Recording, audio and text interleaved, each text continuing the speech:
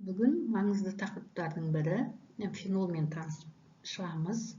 Қайталап, фенол молекуласында бензол сақинасының сутек атомының орнын гидроксотоптардың тиісті саны басқан ароматты көмірсутектің туындылары болып табылады. Фенолдар гидроксотоптар тікелей бензол сақинасымен байланысқан болады.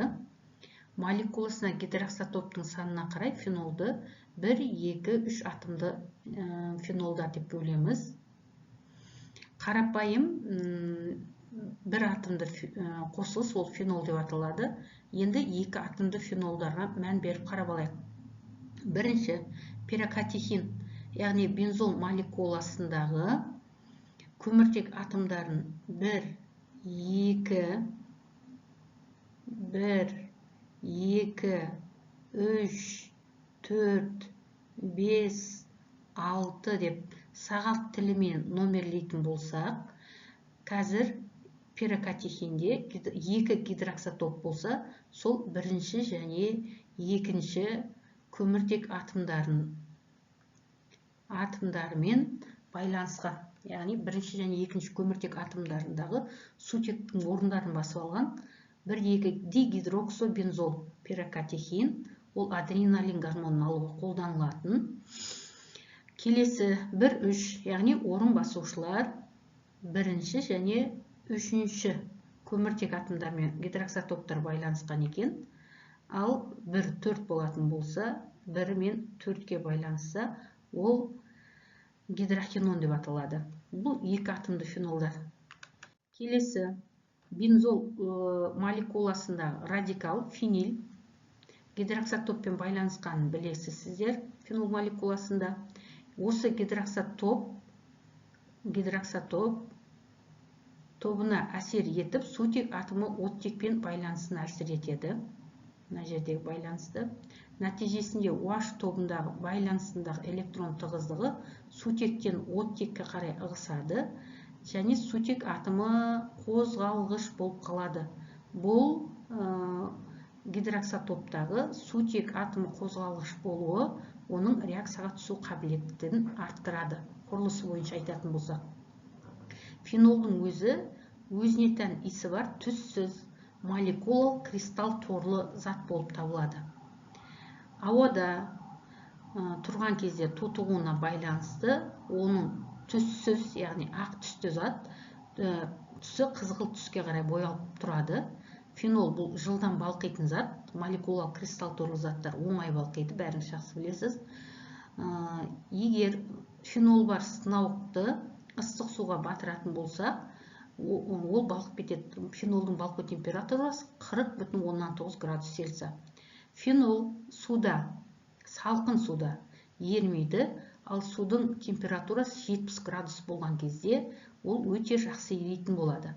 Фенол улы терге тисе күйдіреді. Фенол улы қосылысқа жатады.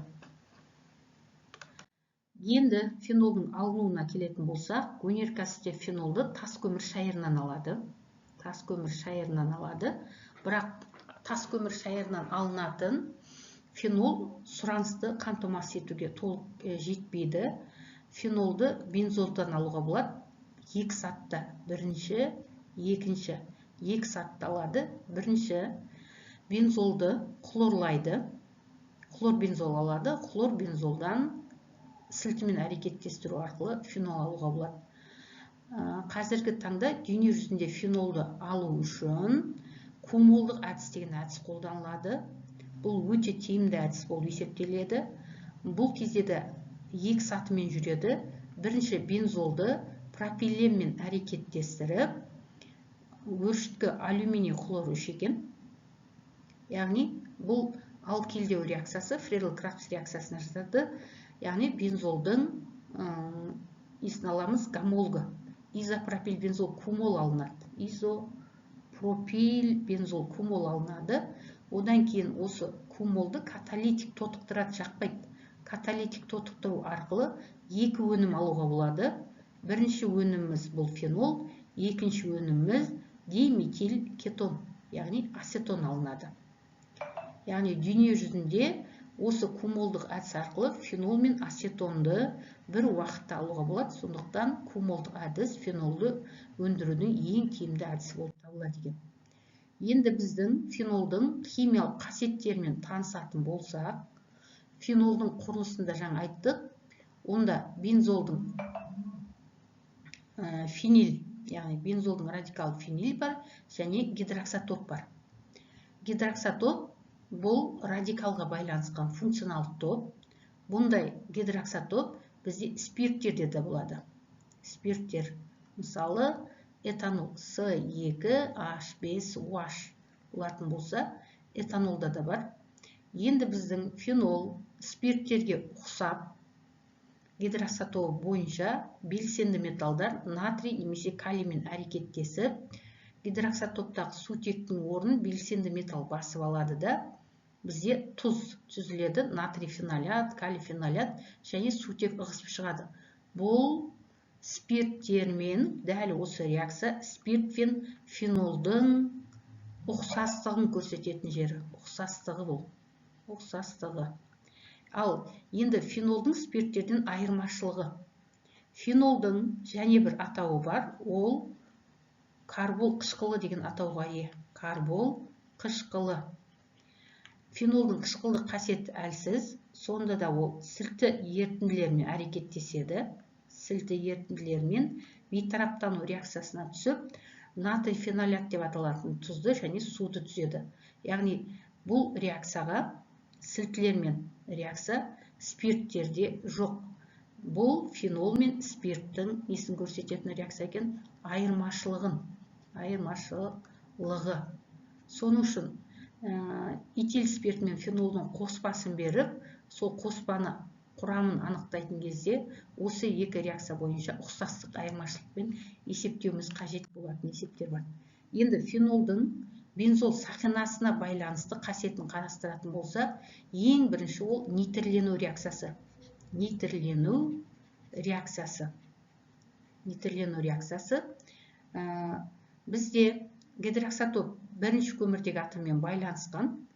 Сондықтан екінші, үшінші, төртінші, бесінші, алтыншы көміртек атомдармен байланысқан сутектердің ішінде екінші, төртінші және алтыншы сутек атомдары қозғалғыш болады.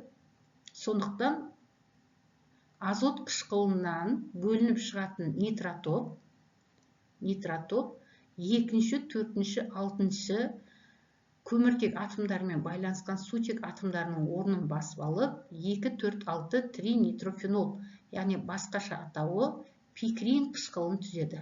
Пикрин қышқылы сары түсті қопарылғыш зат. Түсі сары болатын қопарылғыш зат десе осы болады. Қопарылғыш.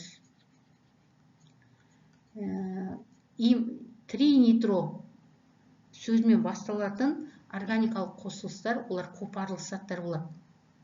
Мысалы, тринитроталол, тринитроглицерин, олар қопарылғыш заттар. Дәл пикрин қышқылы, яғни 2,4,6 тринитрофенол сияқты.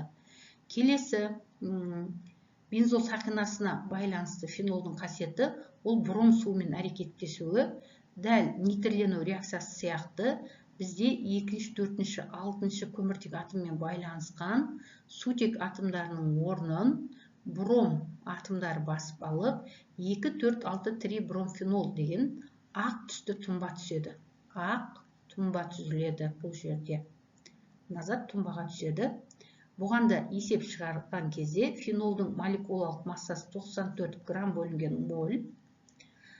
Сол 94-ті ішінен 3 сутекті алып тастасақ 93 болады.